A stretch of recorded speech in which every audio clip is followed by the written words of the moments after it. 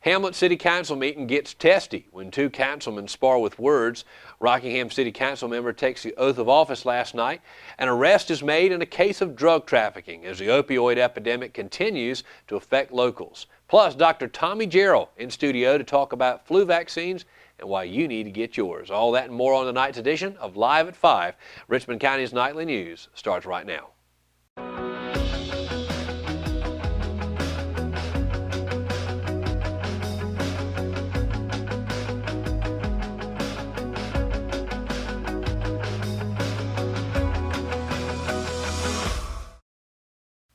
Good evening and welcome to your Tuesday edition of Live at 5. I'm Lance Jenkins. Tonight's show is brought to you by HCI Fire and Water Restoration. Tim Hayden and crew provide 24/7 emergency service. You can call them today at 1-877-586-2924 or visit emergencyresponse.today. Want to remind everyone about Good Morning Sandhills. The ad came out yesterday. It's official. Me and Sierra McQueen will be on the air starting Monday, January the 22nd, 6 to 8 a.m. We'll be on your network every Monday through Friday, 6 to 8 a.m., and we'll be talking about how you can listen to it in the coming days. We'll be making a major announcement on Friday how you can listen to this show. Of course, you can always listen to it on the RO app, richmondobserver.com, and also goodmorningsandhills.com, which will debut next week. But remember what I said, we're going to be making a major announcement this Friday in regards to how you can listen to Good Morning Sandhills. Also, the PD Pregnancy Resource Center will be hosting a pastor's luncheon on Thursday, January 18th at 12 noon at Beverly Hills Baptist Church in Rockingham. You can RSVP at 910-997-3040. The event is open to pastors in the area, and the information will be also will be available on the Richmond Observer Facebook page. That's it for your announcements, and let's get right to it. Now for tonight's top story. Given the recent period of bone-chilling cold, perhaps it was inevitable. The warmth that initially emanated from the Hamlet City Council's initial meeting of 2018 soon dissolved into a spate of discourse between individual council members.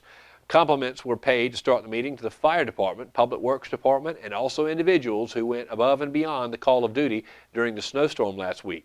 But things took a turn when Councilman David Lindsay, who had not attended the most recent council meetings due to an illness, chimed in on issues that had been swirling in his absence.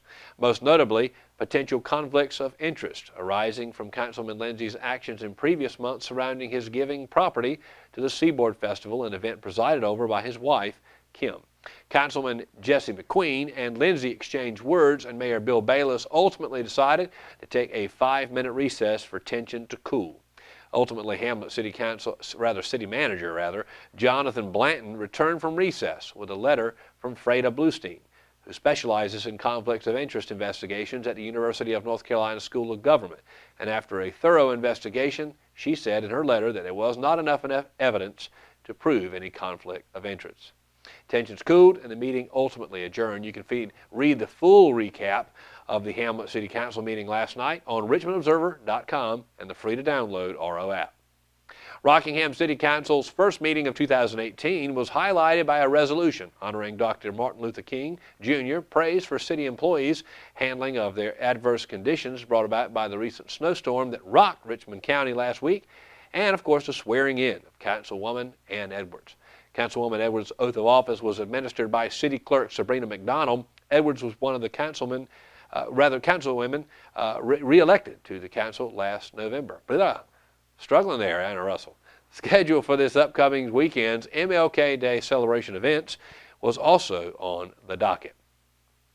Thomas Lee Tunstall Sr., age 67 of Hamlet, was arrested on December 22nd after making controlled purchases of prescription pills on several occasions at his residence. Tunstall was arrested and placed in Richmond County Jail on a $500,000 secured bond. He is being charged with 4 counts of trafficking opium, among other charges. The story continues to show that Richmond County is not exempt from the effects of the statewide opioid crisis. Our coverage of this crisis continues on richmondobserver.com and the free-to-download RO app for Apple and Android devices. Folks, when we come back, I will be joined by the Director of Health and Human Services here in Richmond County and a good friend, Dr. Tommy Jarrell. He'll be talking about the flu vaccine and more right after these messages. Exit Realty Platinum in Rockingham has listed one of the most beautiful homes in Richmond County. Located in Rockingham on Ledbetter Lake, the home features 4 bedrooms with bamboo floors and a kitchen featuring stainless steel appliances and granite countertops, and a master bedroom that overlooks Ledbetter Lake, along with a spacious tile shower and the attached master bathroom. The open living space leads to the back deck with a perfect view of Ledbetter Lake, and the property features its own boat dock. Want to see this beautiful home? Call Nicole Hayden with Exit Realty Platinum, your source for homes in Richmond and Moore counties. McNair Auto Sales is the place to buy your pre-owned car, truck, or van. To be the best, it takes big selection, friendly staff, and great pricing. We guarantee a no-hassle buying experience, and financing is available right on site. So come see us today. We're located at 1026 East Broad Avenue in Rockingham. And remember, with over 40 years of experience, you know McNair is the name you can trust. Family Pharmacy is a local pharmacy that's been in business in Rockingham for over 10 years. Located in the Food Lion Shopping Center on US 1 North, we have easy access into the store and a drive-thru for your convenience as well. You can download the official Family Pharmacy app at myfamilypharmacy.com, and we'll help you set it up to text you when your prescription is ready, and you can even set it up to fill your prescriptions when due. Our motto is we'll treat you like family, and it's something we truly mean. We take the same care in filling your prescription that we would take for our own family. Family Pharmacy, we'll treat you like family. I'm Kelly. I worked at Champion Ford for 2 years. 6 years. 3 years. 1 year. I've been at Champion Ford for 13 years. 1 whole year. 15 years. I'm Jamie and I've been at Champion Ford for 12 years. I've been here 8 years. Champion prices, champion service, champion experience. Get treated like a champion today at Champion Ford. Just down the road from our prices, championfordlincoln.com. We are Champion Ford. At Richmond Community College, we can prepare you for a high-skill, high-paying career in a variety of fields. From business to education, engineering, utilities, healthcare, criminal justice, information technology, and human services. At Richmond Community College, we can save you thousands of dollars on tuition through our university transfer programs that provide a seamless transition to universities and colleges throughout North Carolina. At Richmond Community College, we are always developing new courses and programs in response to the communities we serve. We offer day, evening, and online courses, and you can now complete 5 curriculum programs entirely online. At Richmond Community College, we believe in helping you prepare for a better life.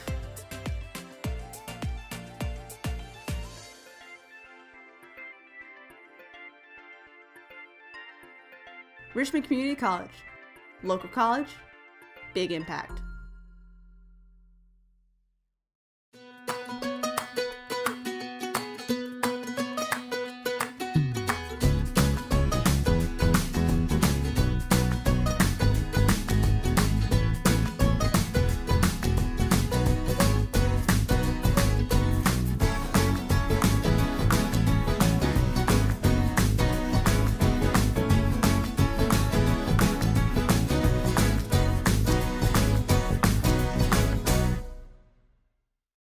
And welcome back to Live at 5, and I am joined now by Dr. Tommy Gerald, the Director of Health and Human Services here in Richmond County. Certainly great to have you in studio today. Well, it's great to be here. Thank you for inviting me. Well, we're glad to have you, and we want to talk about a number of things, but we really want to talk about flu season. It's still underway, and a lot of people have gotten their flu vaccines already. Some haven't. What advice would you have for the folks who may not have had their flu vaccines yet? Well, certainly the first advice we would have at this point, if you've not received your flu vaccine, is to seek out vaccine and get one as soon as possible. They're still widely available in the county. You can get those at most pharmacists. You can also get those at the county health department, and some physicians also have them available.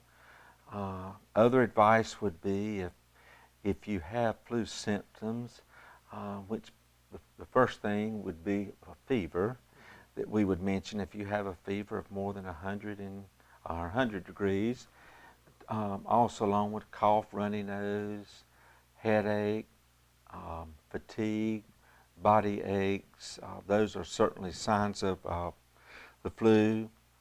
We would certainly encourage you, first of all, to stay home. You don't need to be at work. You don't need to be at school, because you're simply exposing other people.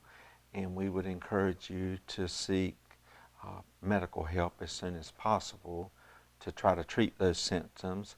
Certainly wash hands very frequently throughout the day. If you're out in the community, if you're at work, anywhere in the community, wash hands, because you may not be sick, but you don't know what others may be carrying germs, so you want to certainly keep yourself as protected as possible by washing hands and protecting yourself so you don't catch germs that you in turn could spread to others or contaminate yourself. Absolutely. And you're saying that there is still time to get the flu vaccine. A lot of folks are under the impression it may not be, but you're saying there's still time. Oh, absolutely. We are certainly in the flu season at this point, but the flu season is not over.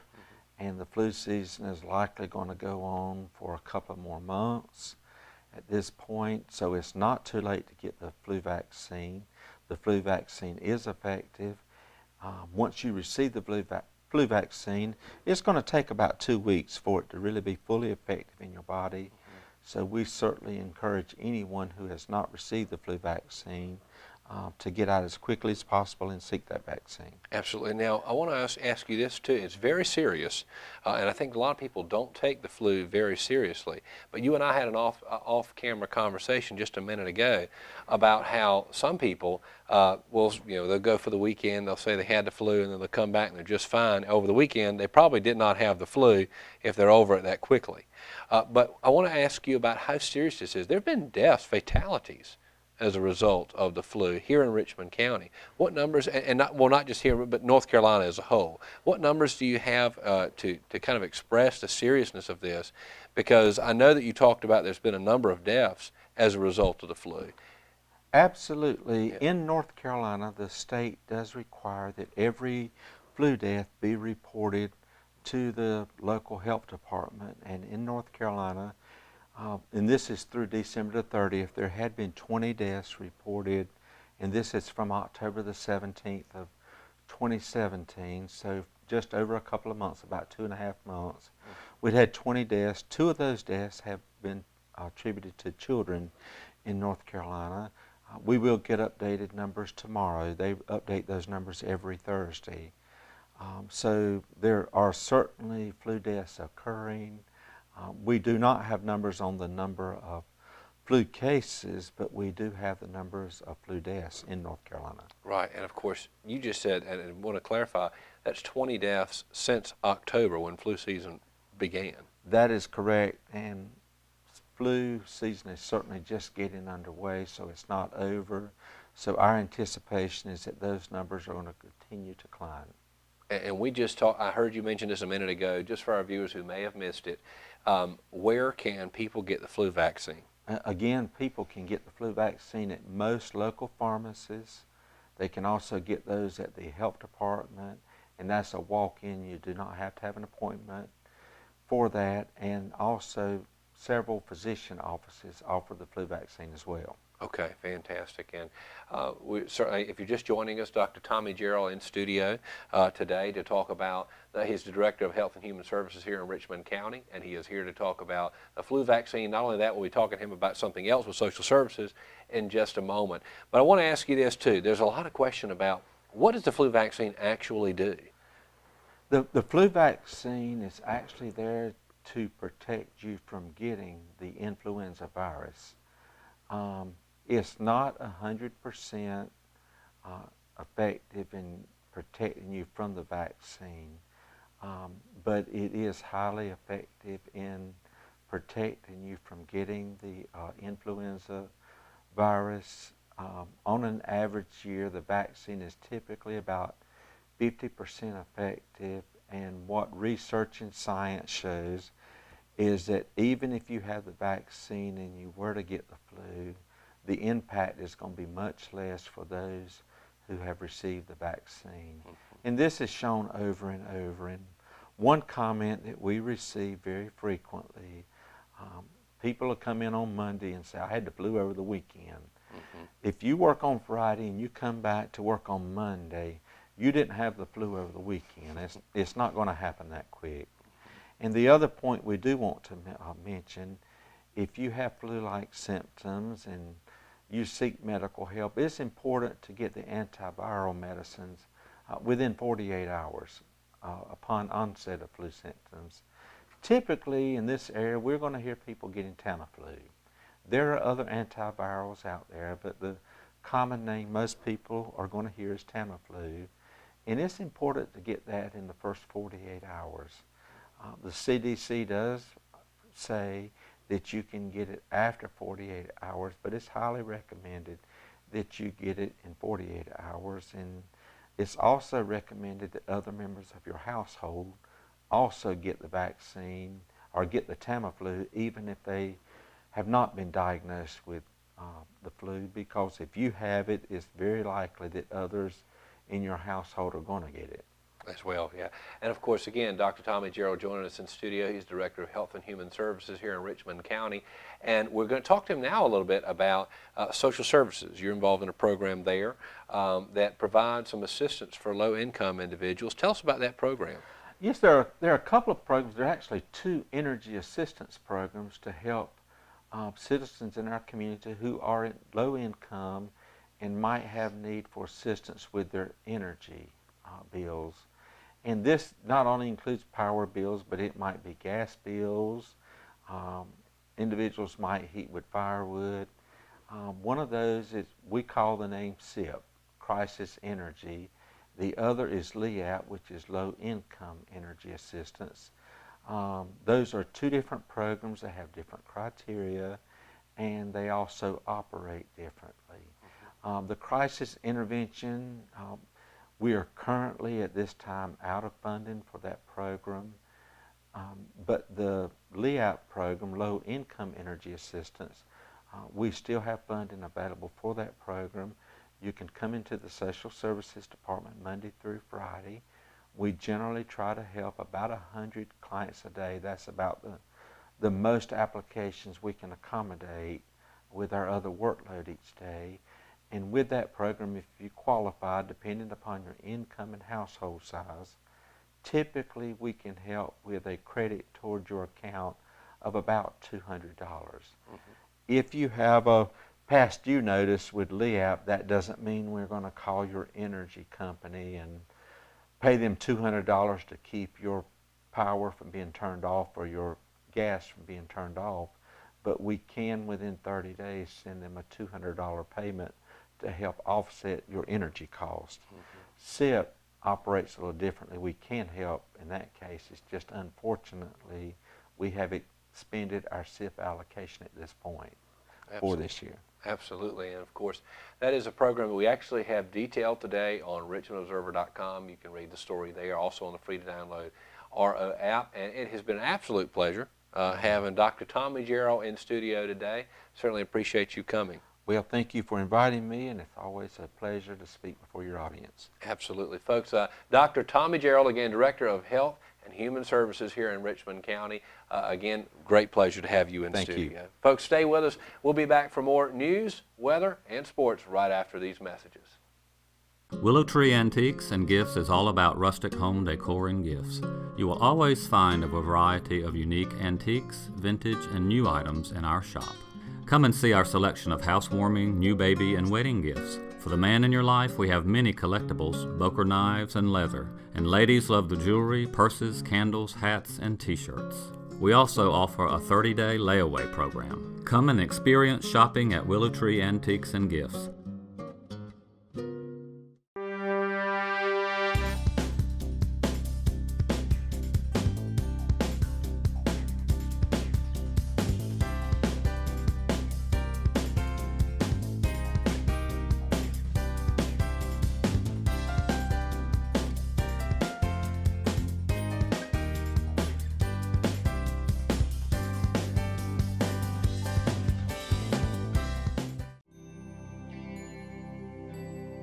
Hospice, you guys just outdo yourselves every day. And I really appreciate it. I honest to God don't know what I would do if it weren't for you. The things that you do, I'm in approval of. And thank you. I don't know what else to say other than thank you.